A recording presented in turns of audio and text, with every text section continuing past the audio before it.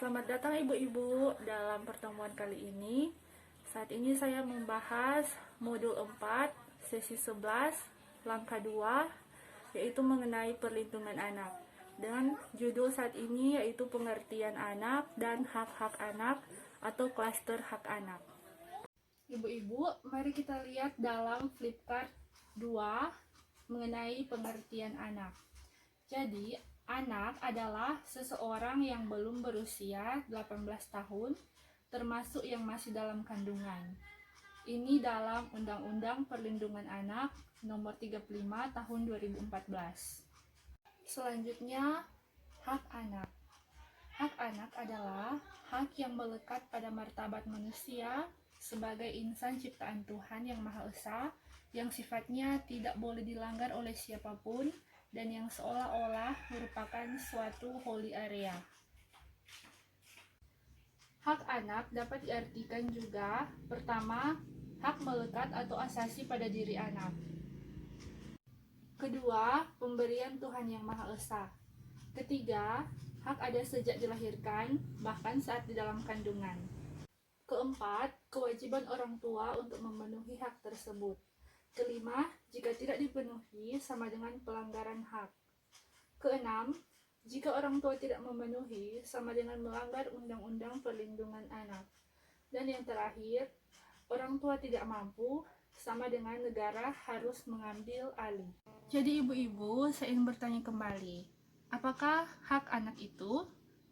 Dan apa yang harus dilakukan orang tua untuk memenuhi hak anak? Mari kita lihat dalam flipchart 03 mengenai 5 klaster hak anak. Pertama, klaster 1, hak sipil dan kebebasan. Kedua, klaster 2, lingkungan keluarga dan pengasuhan alternatif. Ketiga, klaster 3, kesehatan dan kesejahteraan dasar.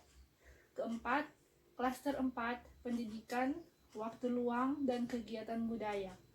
Yang kelima, klaster 5, langkah-langkah perlindungan khusus. Ibu-ibu, saat ini saya akan menjelaskan 4 pengelompokan hak anak. Yang pertama, hak hidup. Kedua, hak tumbuh kembang.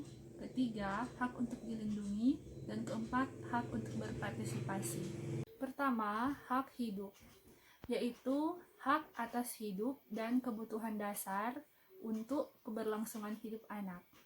Mendapatkan ASI inklusif, imunisasi, makanan bergizi, perawatan kesehatan, tempat tinggal yang layak, dan lain-lain.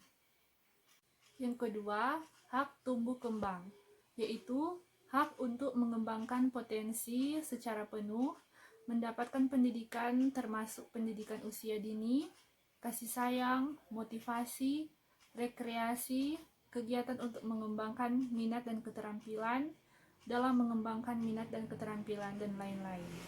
Ketiga, hak perlindungan, yaitu perlindungan anak untuk mencegah terjadinya segala bentuk kekerasan, penelantaran, dan eksploitasi, serta tidak diberlakukan kasar, dihukum secara fisik dan verbal, digunakan untuk kepentingan seksual dan ekonomi, dipenuhi hak hidup dan tumbuh kembangnya.